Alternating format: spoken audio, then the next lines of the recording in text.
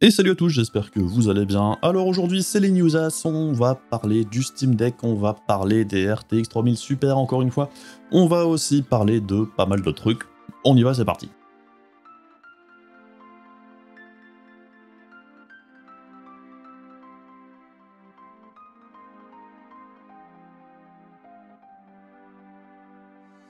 Et donc on commence avec les RTX 3000 Super, puisqu'il y a pas mal de rumeurs qui continuent de circuler, toujours en provenance de Copit7Kimi, le plus gros leaker au sujet d'NVIDIA. Et il nous indique ici que les prochaines RTX 3000 Super auront probablement un PCB à 14 couches, ce qui n'a pas été le cas sur les GeForce depuis les GTX 280, il me semble. Alors pourquoi c'est important? Bien parce que un PCB plus complexe, ça permet probablement de faire augmenter les fréquences, mais ça veut aussi dire que ça va faire exploser la consommation, puisqu'on reste sur la gamme Ampère. Et si on veut rester sur la gamme Ampère pour faire des RTX 3000 Super, on est obligé de faire des modifications. Et une des choses les plus simples, c'est d'augmenter la fréquence, et qui dit augmentation de fréquence sur ce procédé de fabrication là, le 8 nanomètres de chez Samsung, on va faire péter la conso, qui était déjà assez conséquente. Et donc ça va un petit peu dans le sens d'une autre phrase de Copit7Kimi qui avait dit auparavant: les 3000 Super, c'est un premier pas pour un upgrade en douceur vers Lovelace, la prochaine architecture. Et ce qui fait un petit peu rigoler, c'est que certains disent déjà, en gros, que la transition en douceur, c'est qu'en fait, les RTX 3000 Super, ça va habituer les utilisateurs à déjà avoir une grosse consommation pour préparer le terrain pour la suite, qui risque du coup d'être encore pire. Et donc c'est un petit peu ce que je disais dans ma dernière vidéo, je suis pas trop fan de cette tendance à aller vers une consommation de plus en plus énorme au niveau des GPU. Ce concours à qui c'est qui aura la plus grosse sur la prochaine génération, ce concours de zizi là qui est en train de se faire entre AMD et Nvidia pour avoir la première place à tout prix, tout ça pour gagner probablement 2 ou 3% en plus que le concurrent. Est-ce que ça vaut le coup d'avoir franchement des consommations pareilles? J'en suis pas sûr. Enfin bref, en parlant de grosses cartes qui consomment, parlons de la 6900 XT LC, watercoolée donc. Le Navi 21 XTX-H. On va bientôt finir avec tout l'alphabet derrière, après le XT, ça commence à faire beaucoup. En gros, ce sont des puces triées sur le volet, ce sont les 6900 XT qui vont le plus haut en fréquence, qui sont ici sélectionnés pour être utilisés sur cette carte watercoolée. Un modèle de référence, comme on l'avait vu par le passé, qui ne sera pas disponible sur le site d'AMD, du coup c'est pratique, on ne sait pas le prix. C'est une carte réservée aux intégrateurs, donc ils font un peu ce qu'ils veulent au niveau de tarif. Alors après, elle a été testée, du coup, et au cours de zizi, comme je le disais juste avant, elle a des performances, grosso modo, 5% supérieures à la 6900 XT de base. Par contre, au niveau du tarif, ça doit être beaucoup plus que 5% de plus. Alors ok, elle arrive à 1% de la RTX 3090. Est-ce que c'était vraiment nécessaire? La 6900 XT de base, c'était déjà pas une carte très intéressante par rapport à la 6800 XT. On gagnait déjà que environ 10% de perte dans le meilleur des cas, là c'est 15 pour une carte qui coûte probablement 3 fois le prix de la 6800 XT. Comme je le disais juste avant, c'est au prix d'une consommation qui explose bien évidemment, puisqu'on passe d'environ 300 watts pour la 6900 XT de base à une carte ici qui va consommer 350 watts de base, que l'on peut amener jusqu'à 400. Un grippin, un de plus. Cette tendance, encore une fois, je suis pas fan du tout. Enfin bref, une carte qui sert pas à grand chose. On enchaîne dans les concours de Z avec le FSR. Décidément, les concours de Z, en ce moment, j'aime bien ça. Alors, ce qui est intéressant que le FSR, comme on l'avait vu dans l'onglet communautaire, j'avais fait un petit post là-dessus, c'est qu'il y a des nouveaux jeux qui sont supportés du coup avec le FSR. Et il y a 2 titres qui du coup ont le FSR et le DLSS. Alors on a Necromunda et on a Avengers. Et du coup, dans les prochains jours, on risque d'avoir pas mal de comparatifs entre le FSR d'un côté et le DLSS de l'autre dans les mêmes jeux. Alors apparemment, dans Necromunda, la différence entre les deux est plutôt minime, surtout dans les très hautes résolutions. De toute façon, ça ne changera pas les conclusions qui ont été faites sur le FSR, que ce soit dans mon test ou en général sur le net. Par contre, ce qui est intéressant, c'est que ça permet de voir, on va prendre cette image-là par exemple, c'est qu'effectivement, le DLSS conserve un avantage au niveau de la qualité d'image par rapport au natif et au FSR. Ça se voit ici principalement au niveau des lignes sur le pont, là où le FSR, on les voit assez difficilement, mais dans la résolution native, on les voyait pas spécialement bien non plus. Donc ça, c'est un des gros avantages du DLSS dans l'ensemble, c'est qu'au niveau de la reconstruction de l'image, dans certaines conditions, on a une amélioration même par rapport à la résolution native, principalement dans ce type de situation-là, avec des traits fins à distance. Ce qui est important de noter malgré tout, c'est que oui, le DLSS a une meilleure qualité d'image, par contre, le FSR en mode ici qualité, donc c'est même pas ultra qualité, par rapport à la résolution native, la perte de qualité, elle est pas énorme, c'est quasiment équivalent. En mode ultra quality, je suis quasiment sûr que ce serait même quasiment imperceptible. Alors après, les guéguerres de clocher, entre une solution et l'autre, j'ai un peu de mal à comprendre. Le FSR, ça n'enlève rien à personne, puisque de toute façon, l'option est disponible chez Nvidia comme chez AMD. Que la qualité soit un petit peu moins bonne, je dirais, on s'en fout. C'est pas grave, y a rien qui va mal, hein. Les jeux où il y a le DLSS et le FSR, si vous avez une carte Nvidia, vous pouvez utiliser le DLSS. Les jeux où il n'y a pas de DLSS et il n'y a que le FSR, vous pouvez utiliser le FSR, ça fonctionne aussi. Et pour ceux qui ont des anciennes cartes de chez Nvidia, ils sont bien contents d'avoir quelque chose qui ressemble un petit peu au DLSS dans certains jeux. Les guéguerres entre FSR et DLSS, enfin je trouve ça un peu puéril. Surtout que les deux technologies ont des avantages et des inconvénients, hein. Chez Nvidia, on a déjà vu qu'il y avait des problèmes de ghosting, même s'ils sont améliorés depuis les dernières révisions du DLSS. Il y a parfois des bugs d'affichage quand on utilise le DLSS. Enfin, la reconstruction, parfois, ça fait des trucs un peu étranges. Là où le FSR, je dirais, conserve les défauts d'origine en les accentuant.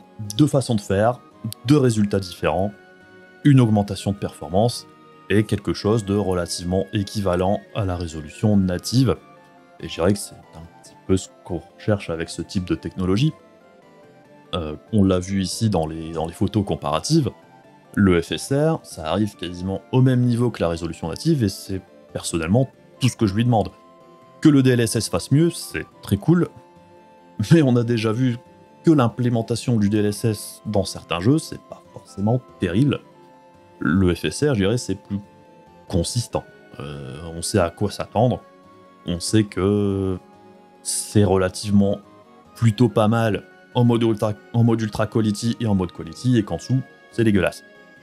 Le DLSS a un avantage dans les plus basses résolutions.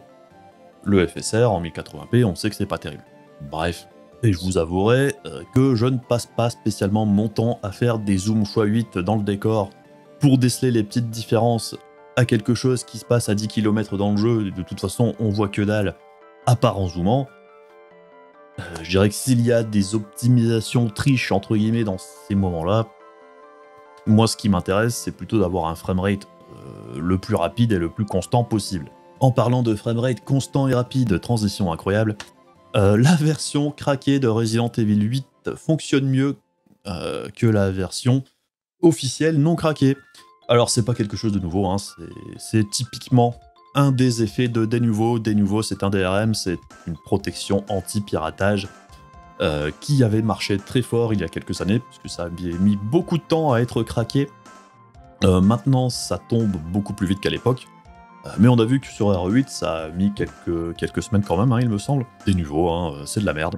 Et je trouve toujours vraiment dommage de payer un jeu et qu'il se soit moins fluide et que ça fonctionne moins bien qu'avec une version craquée. Ça n'a aucun sens, c'est punir l'acheteur. Enfin, c'est le souci avec les protections anti-piratage depuis perpète, hein. Maintenant, Denuvo, c'est pas nouveau, mais ça me fait toujours halluciner. On enchaîne côté périphérique vite fait, j'en parle pas souvent des périphériques, mais bon, là, il y a Elgato qui nous a sorti 8 produits la même journée. C'est assez surprenant, ça se fait rarement, ce genre de choses. Alors, Elgato, hein, c'est un fabricant de matos, principalement orienté streamer, mais ça ne veut pas dire qu'il n'y a pas des choses intéressantes parfois entre deux. Comme cette webcam, une webcam 1080p 60 fps, et des premiers tests que j'ai vu passer à droite à gauche, cette webcam est vraiment très bonne au niveau de la qualité d'image. Principalement quand on a une scène pas très bien éclairée, elle fonctionne apparemment bien mieux que les autres à ce niveau-là. Et au niveau de la restitution des couleurs, elle a l'air quand même aussi plus propre que certaines autres. Donc c'est vraiment une très bonne webcam et probablement sur le podium des 3 meilleures webcams actuellement disponibles. Alors après, c'est cool. Par contre, le prix, 200 balles. 200 balles pour une webcam, ça fait mal au cul. Ça ne l'empêche pas d'être déjà dévalisé sur Amazon, par exemple. Enfin, il y a vraiment un marché entre les webcams classiques, pas trop chères, qui ont une qualité d'image pas toujours top, et les appareils photo numériques en utilisation streaming. Il y a un juste milieu entre les deux que cherche à combler ce type de webcam. Bon, ça aura son utilité pour certaines personnes, très probablement. Ensuite, ils ont mis à jour le Stream Deck classique à 15 touches, principalement en changeant le support derrière, ouais, ce truc-là, qui ressemble du coup à celui du Stream Deck XL, qui était plus gros et qui avait un support plus stable, puisque le modèle de référence classique du Stream Deck avait un support assez dégueulasse, enfin, c'était pas top leur truc. Donc c'est un changement bienvenu, ça change pas le prix, why not. Autre truc plus intéressant, c'était le Wave XLR. Alors le Wave XLR, ça aussi, c'est uniquement pour les streamers, je dirais, ou pour ceux qui font des podcasts et compagnie. Le Wave XLR, ça permet de brancher des micros XLR sur son PC. Puisqu'il y a quelques années, pour brancher des micros XLR sur son PC, on était obligé de passer par une interface, donc une table de mixage. Et ça avait un coût, c'était chiant à configurer, ça marchait pas toujours très très bien. On avait eu ensuite le Go XLR, qui était pour le coup plutôt complet, mais on n'avait pas vraiment beaucoup de concurrence. On a aussi Avermedia qui nous a sorti une sorte de mélange entre le Go XLR et le Stream Deck il n'y a pas très longtemps, avec un software dégueulasse, ce qui était un petit peu dommage parce qu'au niveau matériel, ça avait pas l'air si horrible que ça. Et donc là, on a Elgato qui nous propose le Wave XLR, qui du coup permet de brancher un micro XLR, et la grosse force de ce Wave XLR, c'est son software, puisque c'est la partie software équivalente à celle de leur micro. Je sais plus le nom qu'avait ce micro, c'était le Wave, ouais, comme on le voit ici. Le Wave de chez Elgato est un très bon micro USB, et la partie software était vraiment très bonne, puisqu'elle permettait de faire des mix différents entre par exemple ce que vous entendez vous et ce qu'entend votre stream. On pouvait faire plein de réglages à ce niveau-là, au niveau audio, et c'était vraiment là la force de ce micro-là, qui du coup venait un petit peu concurrencer le Go XLR en offrant un micro avec un software hyper intéressant tout en un. Je dirais que là, le Wave XLR permet du coup d'avoir accès à ce software avec n'importe quel micro. Marché de niche, utilisation de niche, mais ça a son intérêt. Alors après, est-ce que c'est plus intéressant pour autant qu'un Go XLR Mini qui coûte 150 balles?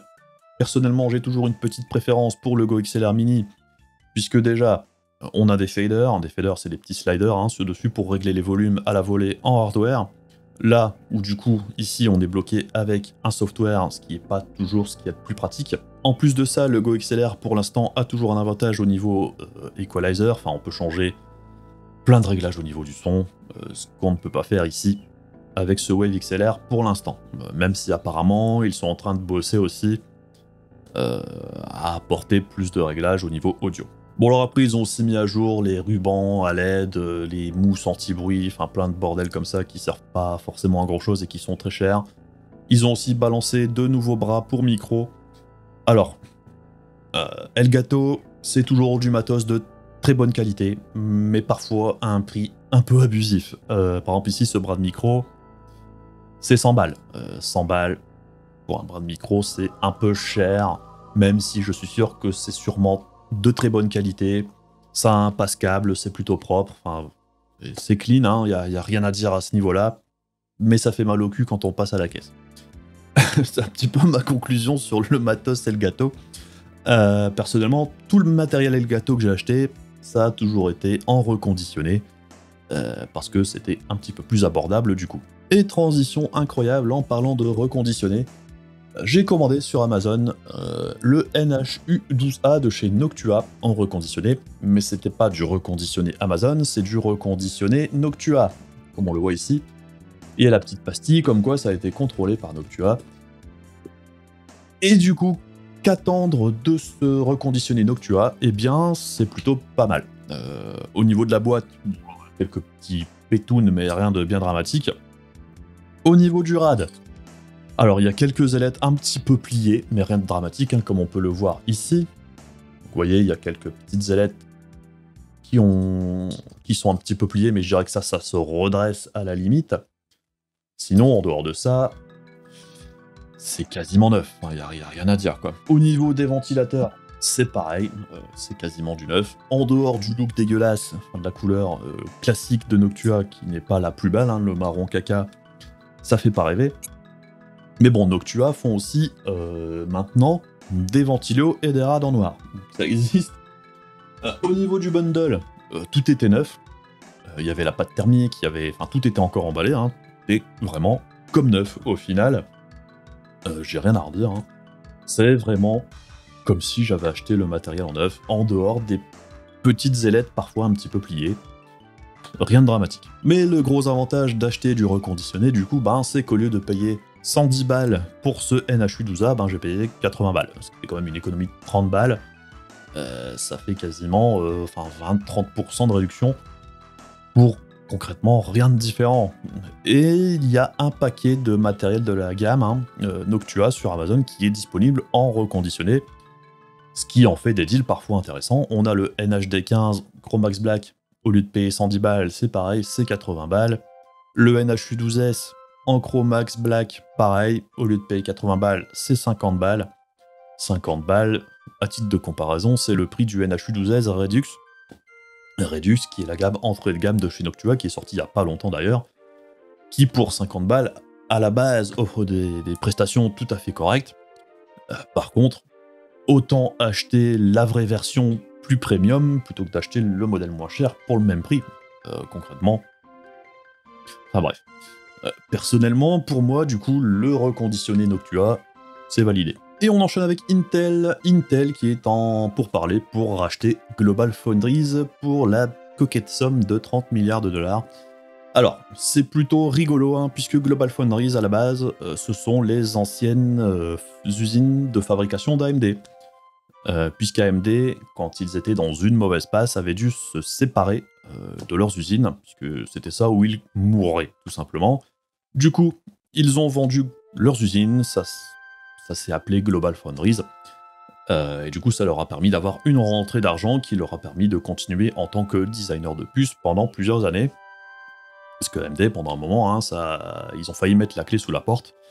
On peut se dire qu'ils reviennent de loin. Du coup, c'est plutôt rigolo de voir Intel essayer de racheter les anciennes usines d'AMD. Pourquoi est-ce qu'Intel fait ça ? C'est parce que Intel cherche à développer son offre au niveau fonderie. C'est une activité en ce moment qui a clairement le vent en poupe, principalement depuis qu'il y a des problèmes de pénurie et d'approvisionnement.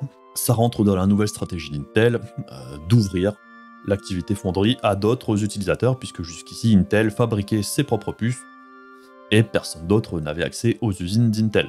Intel qui est aussi en train de construire d'autres usines dans plusieurs régions du monde, et je crois qu'ils sont aussi en train de discuter avec l'Europe pour faire une fab en Europe. Alors après, Intel discute beaucoup avec les États, avec l'Europe, ce qui est un petit peu gênant pour moi, c'est que, en gros, ils essaient de faire en sorte que les États leur financent leurs usines pour ensuite les exploiter, pour empocher le magot derrière sans avoir à trop dépenser. Et c'est un petit peu gênant quand on sait qu'Intel a déjà une trésorerie assez conséquente. Est-ce qu'ils ont besoin de prendre l'argent du contribuable en essayant de profiter de la situation actuelle ? Bon. Ça, c'est un autre problème, je dirais. Sinon, en dehors de ça, ce qui est plutôt avantageux pour Intel à ouvrir ses usines de fabrication, c'est que ça leur permettra peut-être aussi d'avoir plus d'expérience au niveau des procédés de fabrication. Puisque, comme j'ai dit juste avant, Intel, jusqu'ici, il ne fabriquait que du Intel. Là où TSMC, par exemple, fabrique pour tout le monde.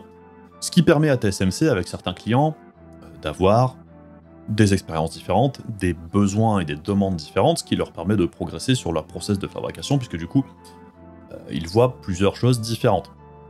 Là où Intel, ils sont un peu coincés avec leur propre matos. C'est peut-être aussi un petit peu pour ça qu'ils ont pris du retard avec leur 10 nanomètres. Ça a été un fiasco total. Je crois que le prochain node, c'est du 7 ou du 5, je sais plus, chez Intel. C'est mal embarqué aussi. même s'ils ont encore du temps pour corriger ça. Donc, ouvrir un petit peu leurs usines pour que d'autres viennent fabriquer chez eux, ça leur permettra peut-être de s'améliorer aussi.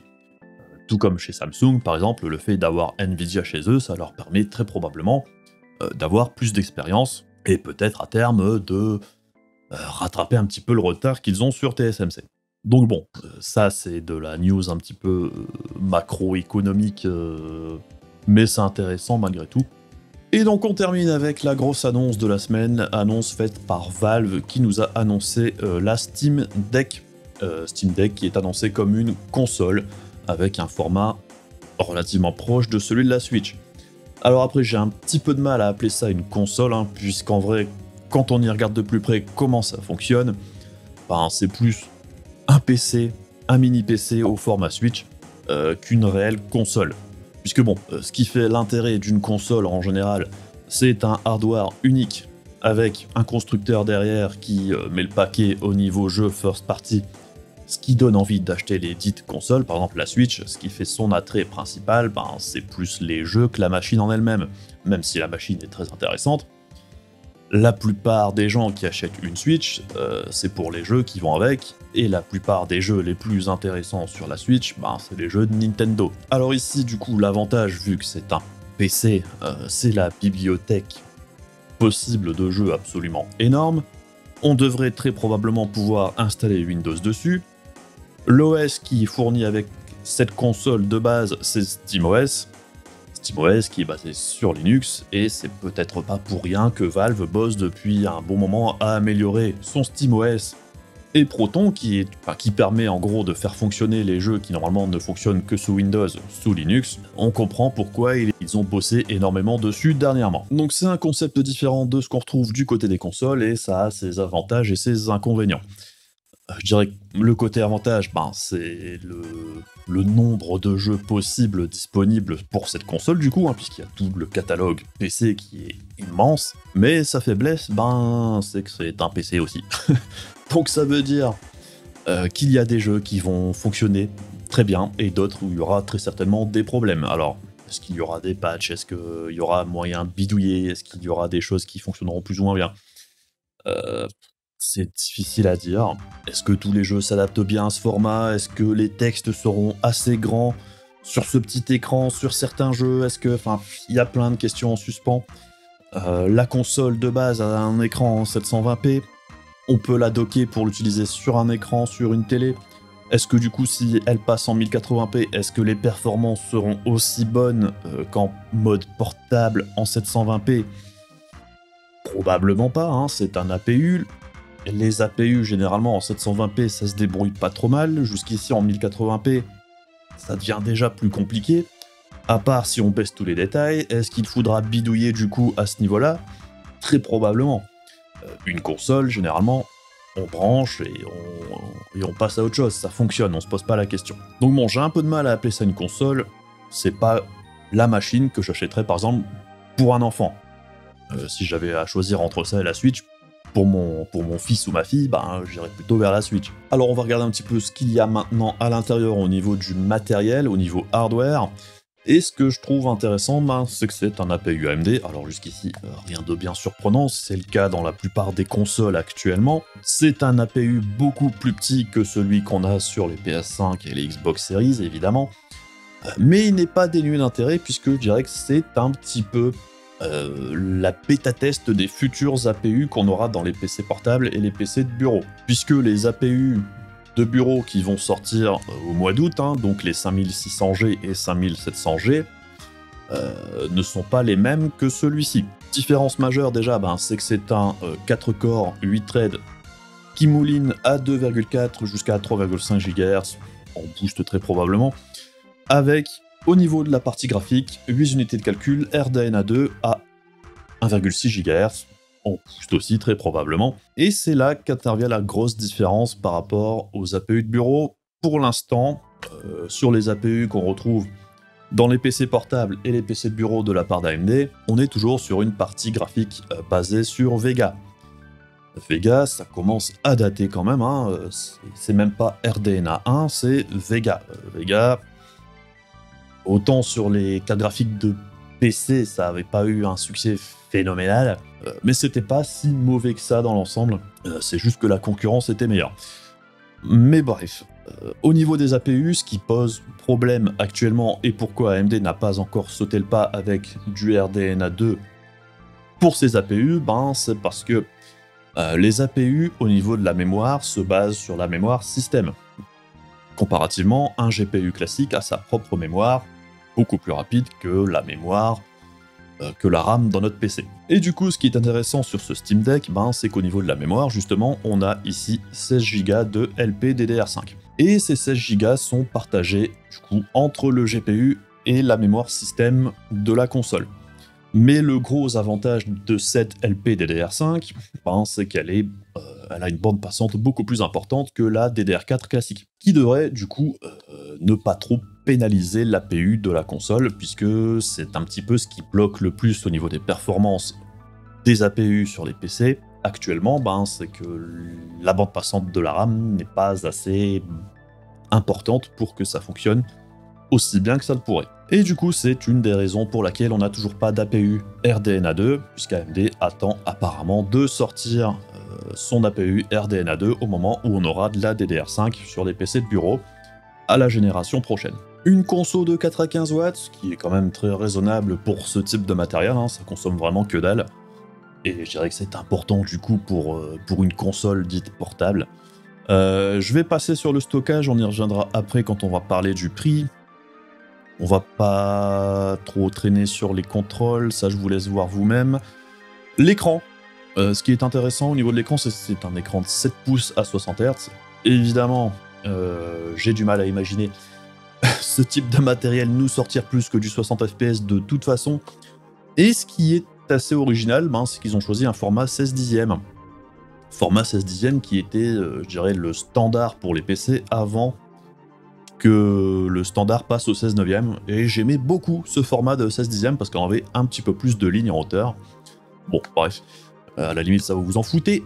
Du coup, on a une résolution assez exotique de 1280 par 800 au lieu du 1280 par 720 classique.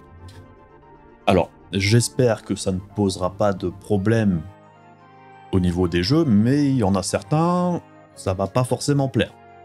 Parce que du coup, le format 16 dixième n'est plus vraiment utilisé, et à cette résolution-là, encore moins. Donc bref, c'est un choix questionnable, hein. Personnellement, je me serais pas fait chier, j'aurais choisi un 720p classique pour éviter le plus de problèmes de compatibilité possible ou d'avoir des bandes noires. Bon, enfin, c'est un choix discutable pour le coup.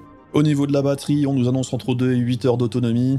Bon, bah, comme d'habitude, on va viser entre 2, ça doit faire 4 heures dans les grandes lignes. Par contre, on va passer du coup au prix et au stockage, hein, puisque les prix diffèrent selon le stockage, et c'est ça qui est assez intéressant. On peut déjà réserver la console sur Steam directement pour 4 €. Alors, on a 3 modèles différents, un modèle à 420, un modèle à 550 et un modèle à 680, ce qui fait une différence de prix entre les modèles assez énorme. Le modèle à 420 €, par contre, j'ai du mal à voir son utilité, puisque les 64 Go de stockage intégrés, ben, il faudra quasiment obligatoirement rajouter plus de stockage pour que ce soit vraiment utilisable. En plus de ça, le stockage en question, au niveau de la vitesse, ce sera très probablement plus ou moins équivalent à de la carte SD, là où le modèle à 550 € propose lui un SSD de 256 Go en NVMe, et le modèle à 680 balles propose lui un SSD de 512 Go. Et là vous vous dites, bordel, ça fait cher les 256 Go de plus. Et vous auriez raison. D'autant plus qu'on ne sait pas vraiment si c'est vraiment un SSD plus rapide que l'autre, et je pense pas que ça influerait de toute façon beaucoup. Parce qu'au niveau du choix des mots, c'est intéressant. Sur le modèle à 550, ils disent que c'est un stockage plus rapide que le modèle à 420, évidemment. Et le modèle à 680, ils disent que c'est le stockage le plus rapide. Mais au niveau de la fiche technique des SSD, ils n'ont pas indiqué les vitesses. Du coup, on sait pas. Par contre, ils disent qu'il y a un traitement anti-reflet sur le modèle à 680, là où il n'est pas présent sur le modèle à 550. Et le reste des features en plus, c'est un peu de la merdasse inutile. Est-ce que ce prix de 680 € est du coup pertinent ou est-ce que c'est vraiment plus intéressant que le modèle à 550? À vous de voir, hein, mais c'est vrai qu'à 680 balles, ça commence à faire cher.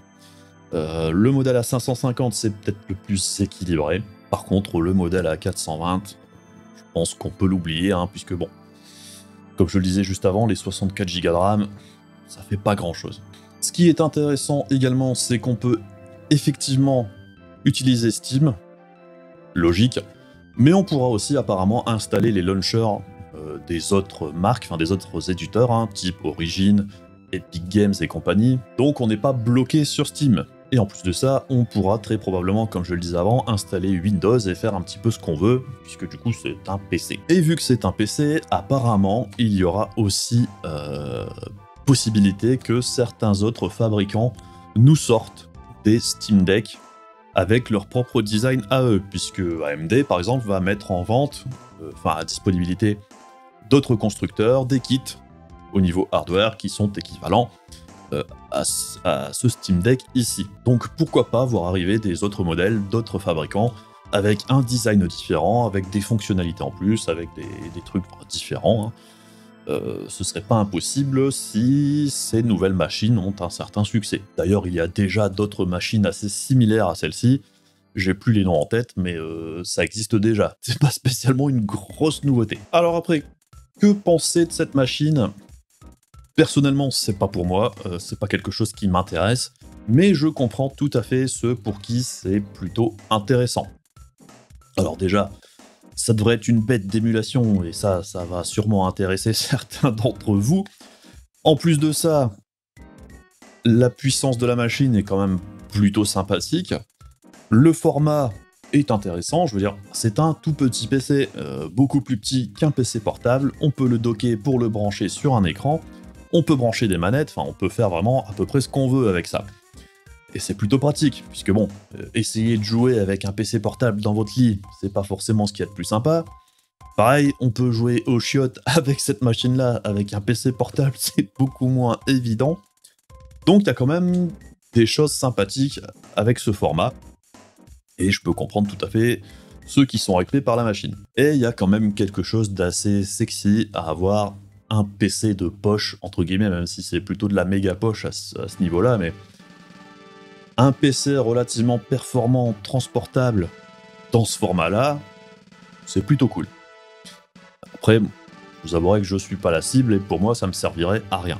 Donc c'est prévu pour la fin de l'année, hein, du coup ça sort en décembre, et je suis quand même assez curieux de voir le succès que ça aura, ou pas. Les dernières tentatives de Valve de faire les Steam Machines, le SteamOS, ça fait un moment qu'ils essayent de faire une console, entre guillemets, et ça a jamais vraiment pris. Est-ce que ce coup-ci, ce sera la bonne? Je suis sûr qu'il y a un public pour ce type de matériel. Après, est-ce que c'est un public suffisant pour que ça prenne de l'essor? On verra bien. Après, je vous avoue, j'attends quand même d'avoir des retours au niveau de testeurs indépendants, puisque bon, pour l'instant, les seuls qui ont pu mettre la main dessus, c'est IGN, et IGN au niveau indépendance, bon, l'indépendance, on va dire que généralement, ils se la foutent au cul. Ils l'ont montré par le passé. Donc du coup, j'aimerais bien avoir des tests un petit peu plus sérieux et fiables que les dires d'un journaleux d'IGN. Journaleux entre guillemets. Donc affaire à suivre, hein, pour cette petite console dont on ne sait pas encore tout. On attendra de voir au fil du temps. Hop, et donc voilà, hein, c'est tout pour moi pour aujourd'hui au niveau des news. J'espère que ça vous aura apporté des trucs intéressants. Comme d'habitude, n'hésitez pas à faire les trucs casse-couilles de YouTube, vous savez quoi. Ça aide la chaîne, hein, concrètement. N'hésitez pas à passer sur Discord, sur le stream, tous ces trucs-là. Les liens sont dans la description. C'est tout pour aujourd'hui, je vous fais des bisous, je vous dis à la prochaine, salut!